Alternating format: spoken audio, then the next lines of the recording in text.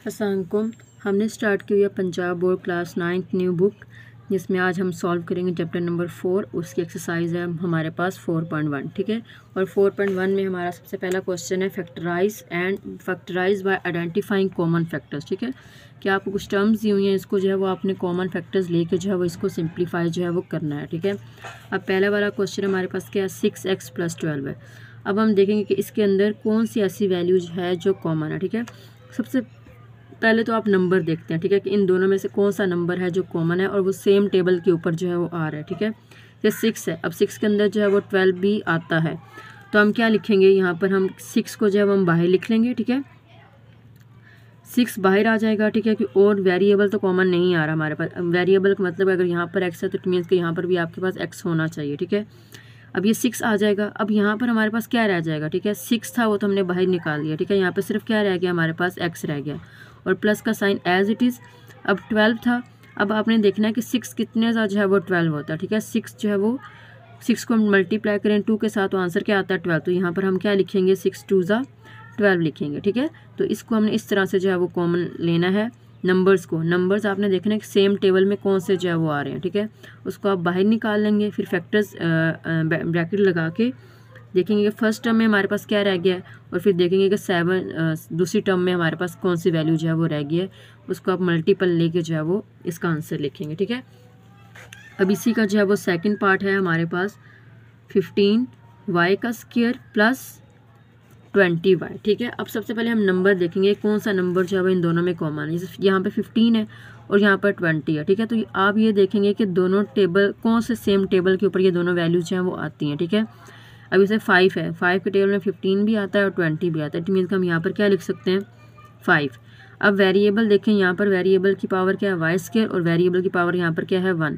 तो जो less power होगी वो हमेशा क्या आएगी, कॉमन आएगी। तो y की पावर 1 हम कॉमन ले लेंगे। अब ब्रैकेट लगाएंगे, आप देखेंगे क्या रह गया, ठीक है। अब ये 15 है तो 5 कितने का 15 होता है, 3 ज़ा, और यहाँ पर पावर 2 थी, एक पावर हमने बाहर निकाली तो यहाँ पर सिर्फ क्या रह जाएगी, एक पावर रह जाएगी। और प्लस का साइन 20 है तो 5 कितने का 20 होता है, 5 4 ज़ा, ठीक है। और एक ही पावर थी वो हमने बाहर निकाल लिया तो यहाँ पे पावर जो है वो नहीं बचेगी आपके पास, ठीक है। तो ये सेकंड पार्ट था। अब इसी का जो है वो थर्ड पार्ट है -12x²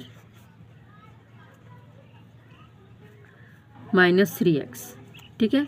अब हम देखेंगे क्या कॉमन आ सकता है। आप देखें माइनस जो है वो दोनों में है, तो इसका मतलब है कि हम यहाँ से माइनस भी कॉमन ले सकते हैं, ठीक है। और 12 है और 3 है, 3 के टेबल में 12 आता है तो इसका मतलब है कि हम यहाँ से क्या कॉमन ले लेंगे, 3 भी कॉमन ले लेंगे। और वेरिएबल यहाँ पे पावर 2 है, यहाँ पे पावर क्या है 1, तो यहाँ से एक वेरिएबल भी हम कॉमन ले सकते हैं। ओके, अब आप देखें 3 कितने का 12 होता है, 4 ज़ा, और x की पावर 2 थी, एक बाहर आ गया तो सिर्फ एक रह जाएगा। और ये माइनस, जब भी आप माइनस का साइन कॉमन लेंगे तो अंदर वाला जो साइन होगा वो चेंज होगा, ठीक है। तो ये माइनस में तो ये क्या हो जाएगा, प्लस में। और ये हमारे पास 3 था वो भी हमने बाहर निकाल लिया और x था वो भी हमने बाहर निकाल, ठीक है। तो हमारे पास यहाँ पर कुछ बचेगा नहीं। लेकिन जब कुछ नहीं बचेगा तो हम वहाँ पर क्या लिखेंगे कि हमारे पास क्या है, 1 है, क्योंकि कोई ना कोई वैल्यू तो थी ना वहाँ पर, तो उसकी जगह हम क्या लगा देंगे, 1 लगा देंगे, ठीक है। अब इसी का जो है वो फोर्थ पार्ट है हमारे पास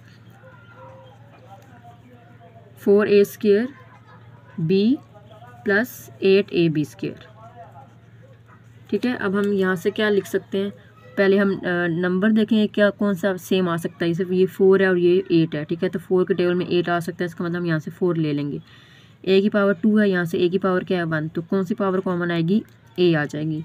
और b यहाँ पर 1 है और यहाँ पे b यहाँ पे कितनी है 2 है, ठीक है। तो यहाँ पर b की एक पावर जो है वो कॉमन आ जाएगी। अब यहाँ पर क्या रह गया, 4 था आपने बाहर निकाल लिया, b भी आपने बाहर निकाल लिया, a की 2 पावर थी, एक निकाल लिया और यहाँ पर एक रह जाएगी, ठीक है।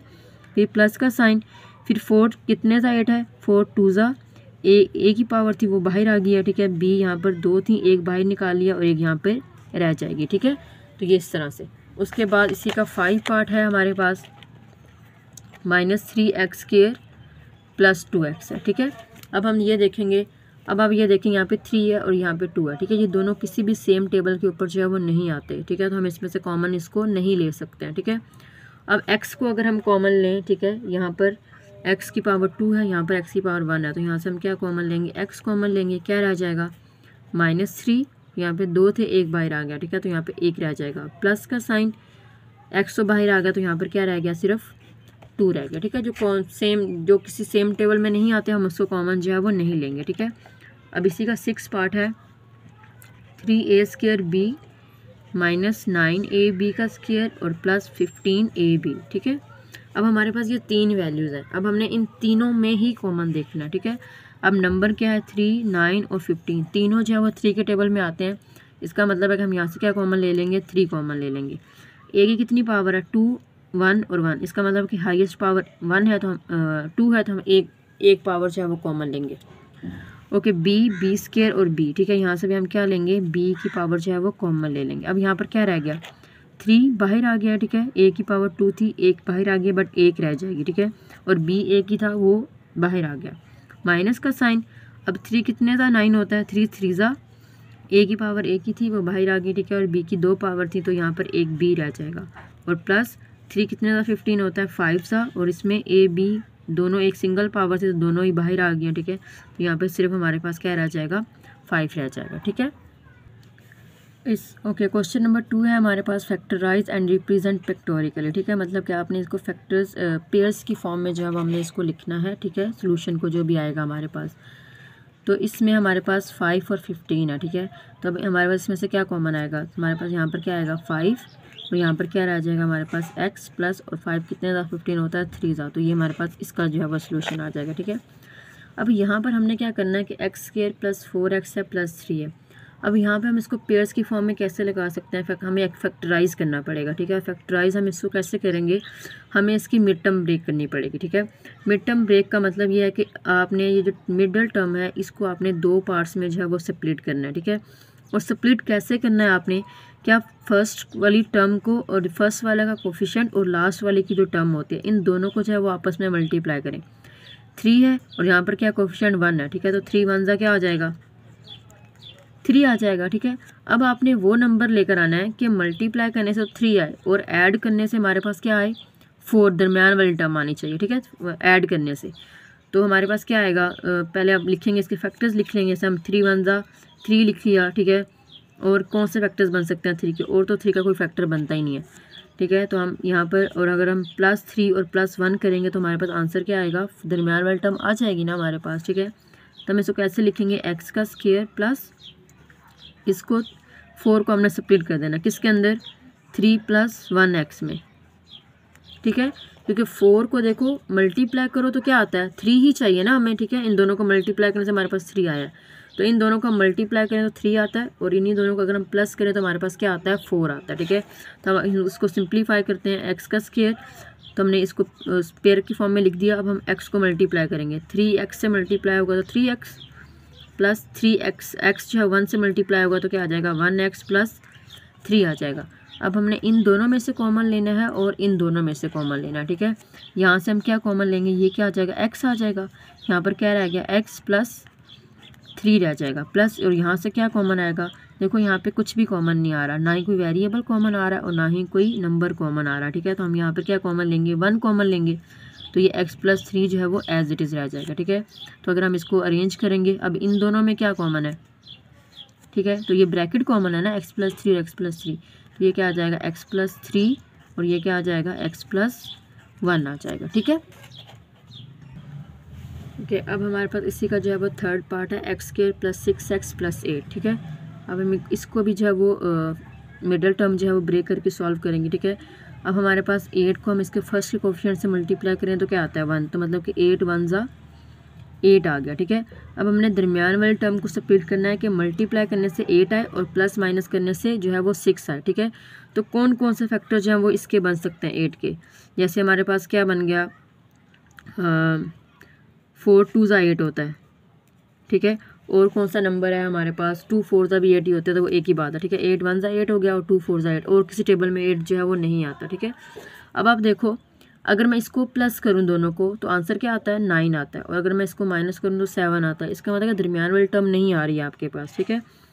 और इसको अगर मैं प्लस करूं, ठीक है, तो हमारे क्या आंसर आता है 4 और 2 को प्लस करूं तो 6 आता है।